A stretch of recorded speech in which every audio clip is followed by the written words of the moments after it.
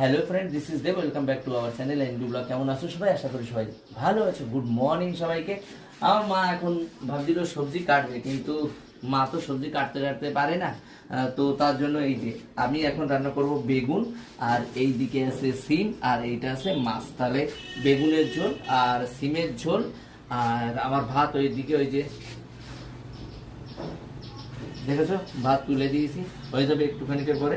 তারপরে আমার মাকে করাবো স্নান, স্নান করিয়ে তারপরে দেবো খেতে, তাই তো? আর কি আর কি খাবো বলো?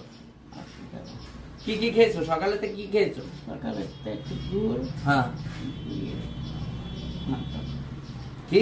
একটু গুড় হ্যাঁ, আর আর কি জানি তিল নাকি। কি অবস্থা?